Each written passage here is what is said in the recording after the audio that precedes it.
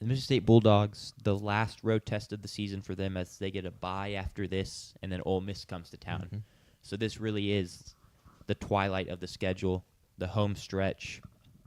You go on the road to Missouri, and Missouri's coming off a very disappointing and devastating loss to A&M.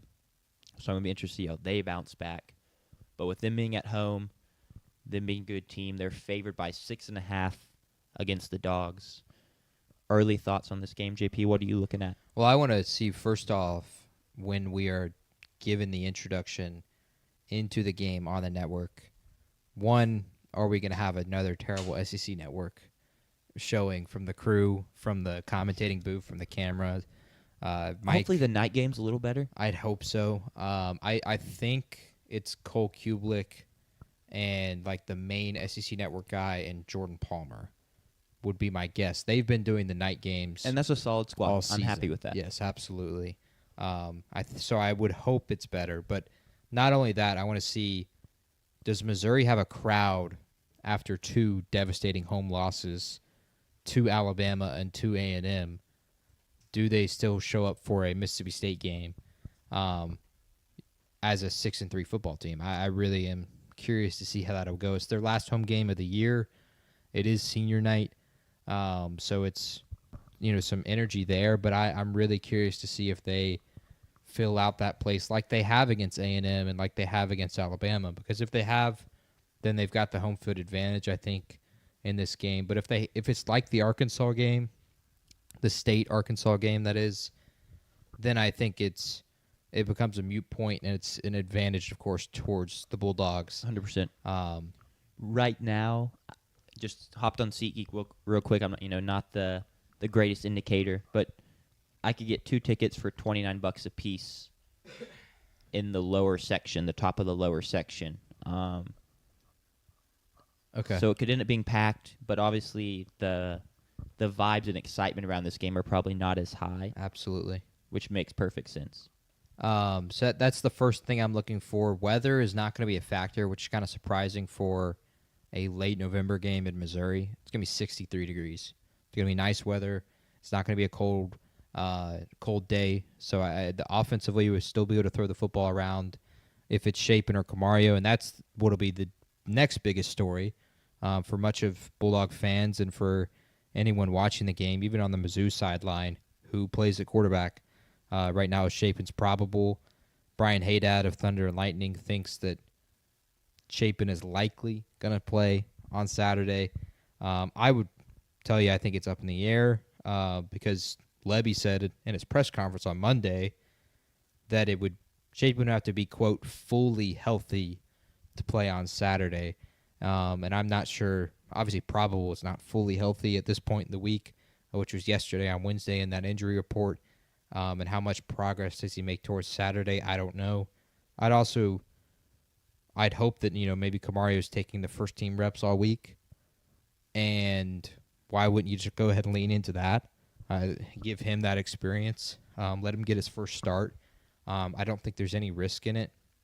But Lebby wants to win games, and he thinks Shapen is his best option towards winning games, and I'm not going to disagree with him because that's what he believes, and he fully believes it. Other injuries, though, Albert Reese is probable.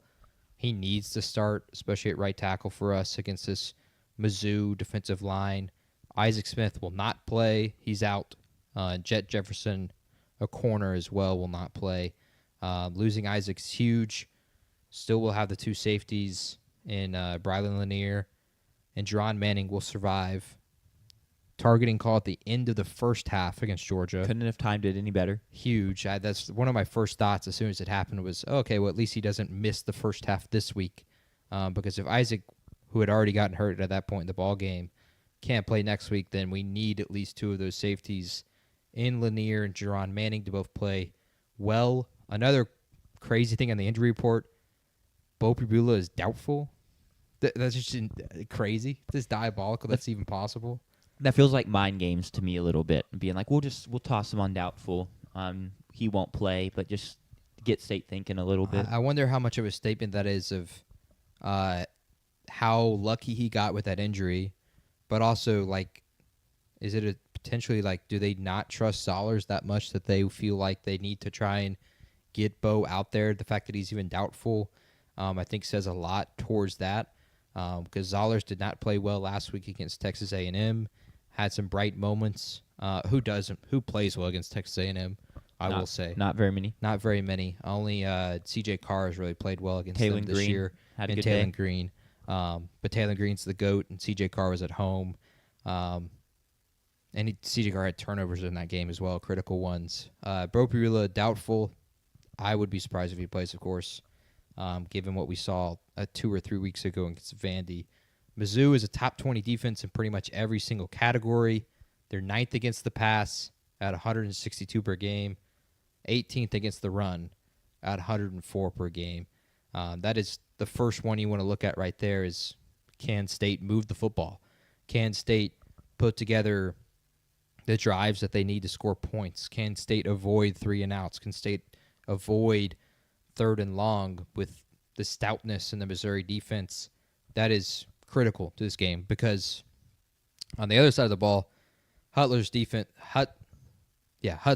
defense has lost all steam in the last 3 games and really the last 2 games in 1 quarter, giving up 45, 35, and 41 the last 3 games. And I don't even want to talk about the total yards that were given up in those 3 games. Slowing down the run game is imperative because of Ahmad Hardy and Jamal Roberts, who had both 109 plus against A&M last week in a game where the script kind of should flip to passing the football. They still got what they needed in the running game and still got to 110 yards. So we'll look for Hutzler's defense to try and slow down the run first. But I think for me the biggest key for State, and this will be a key for a lot of teams this week in the games that we preview, is forcing turnovers. State is plus 100% in the turnover margin. I think it's huge that they forced Matt Zollers, the true freshman, to turn the football over. I'd be surprised if Ahmad Hardy, Jamal Roberts turn it over. They haven't had fumble problems this year. But our DBs have been really, really good at forcing and getting interceptions, and I would love to see that again against Mizzou. I think we have to win the turnover battle to win the game, meaning Shapen's got to protect the ball if he plays, and Camario as well. He's had errant throws. He's had throws that probably could have been picked in a few moments if the DB was kind of expecting him to overthrow the receiver by 5 yards. Yeah. Which you may see that this week with what Camario was put on tape. I think turnover battle is a huge part to this game. Regardless of whether Shapen starts or not, Camario has to get series in this game, multiple series in this game, because Mizzou is so stout against the pass and so stout against the run. When you introduce the quarterback run game with Camario, that's just an extra number in the blocking. It makes it tougher at least to stop the run. And we need to be in favorable positions all game because, like Lebby said, we are not good enough when we false start on first down. It's 1st and 15. When we false started twice in the Georgia game, it was 1st and 15. At the end of those little series of now 15 yards, we had 3rd and 5, which we would have picked up a first down. It had been a normal 1st and 10. We had 4th and 5, meaning we would have picked up the first down on 3rd down. That's 2 first downs. It's continuations of the series. So we've got to avoid penalties. That's been a big problem for us all year. But I think we got to introduce Camario in the run game and use him in that facet. Jack, you have any keys to this one? Yeah, I got a couple. You said a ton of great things. Once again, as always, I agree with basically everything you said. I think the defense for State has to turn it around and play closer to how they did to start the season. Because with how good that Missouri defense is, I think if you give up 30-plus points on the road at Mizzou, I don't see the offense scoring and keeping up. Hey, crazier things have happened, but just with how good that pass rush is that they have and the issues y'all have had at tackle, they don't really get beat on the inside run. A&M wore them down and started hitting big runs at the end, but that first half we got almost nothing in the interior run.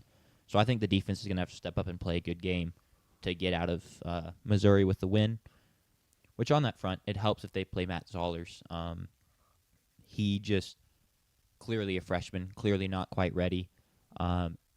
y'all won't have the benefit that A&M does of being able to get pressure kind of whenever we want to, because y'all don't have that pass rush. Y'all don't really run the same blitz packages Elko does. But y'all are typically pretty good in coverage. Kelly Jones force a pick. Y'all are pretty opportunistic that way, so it'll just play out in a different way in terms of stopping Zollers. It'll be more coverage than pass rush based.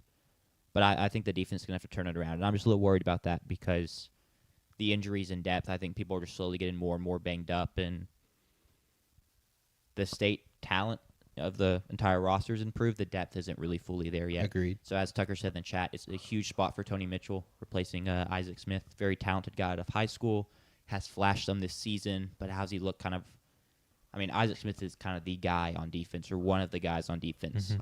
How do you look replacing one of the guys? It's a huge test. But guys like him have to step up to get the defense back on the right track. Agreed. Going into picking this game now, State has lost 1 in a row. Missouri has lost 2 in a row, so something has got to give. For me, the real key to this game, joking-wise, is the spread. State and wins this year, the closing spread was 5.5 points or less, meaning plus 5.5 towards the Bulldogs, or were favored. And our losses, it's been 7.5 or more. The spread opened at 5.5. It is currently dead in the middle of those two numbers at 6.5. So go bet on Mizzou to cover 6.5, and we can get the spread down to 5.5. And then you can either win money or we win the football game. So it's a win-win. Yeah. That's the only way I'm a big we fan can of get this win-wins. done. I personally am going to pick Mississippi State. Shocker. I think we'll do enough offensively, and I think we're going to have, regardless of who starts the better quarterback in this game, and I think that'll ultimately end up making the difference. I have to believe that our defense shows up enough that against Matt Zollers, we can force interceptions, force turnovers, and as long as we are stout in the run game, which was a problem last week, of course. Visions of Nate Frazier, and even running worse, free. the second half against Arizona State as well. If we commit fully to the run, I think we have the playmakers at corner on the outside to defend their receivers and Kevin Coleman and others. So I put 7 in the box. I don't care what you have to do, Hutzler. Stop Jamal Roberts. Stop him on Hardy. And then go find a way to get a win. I hope Agreed. Camario gets to start because he'll get a ton more grace. The fan base needs that too. If Shapen starts and we lose, I can't even imagine what it's going to feel like for the next 2 weeks before the Egg Bowl. If Camario starts and we lose, I don't think anyone will care. I'll care. Yeah. But I don't think the it'll fan base matter. would be like, we'll get him in the Egg Bowl. I think it may turn into it may turn towards Hutzler finally at the end of the season, especially if they score a bunch of points. Yeah. I'm going to take State as 6.5 point dogs to cover, of course, and I'll take State to win. And I'll take them to win a 28-24 ball game in Columbia, Missouri on Saturday night. Yeah. I'm so interested to see how Missouri bounces back from kind of, hey, maybe we could make the playoffs. We've only lost 2 games. And then you lose, and Drinkwitz talks about how devastated they are. And then he pivots in the midweek presser, and it's like, hey, guys, it's not all about the college football playoffs. That the mindset of it's playoff or bust has really hurt college football as a whole. And then also Tucker mentioned in the chat, rumors of him going other places. How does that factor in? How locked in is his team going to be Saturday? I agree completely. Just sell out to stop the run. And if Zollers beats you, all right, I guess. That hurts, but you just got to give him props at that point. But if you go in there and you let Hardy and Roberts run all over you, it's GG's. But I'll take State to cover. I don't feel confident at all about a win on the road with the way the defense has been playing, and who knows what's going to happen at quarterback. But I'll take State to cover. For the vibes, give my support to the Bulldogs any way I can. Sanders isn't here, but Sanders also has Mississippi State covering, which is not a shocker at all. I think he's had State covering the every game, and he's the only one to have State covering every game because you had Alcorn State covering, which I also had Northern Illinois covering. Oh, Tough. And State's really good against the spread.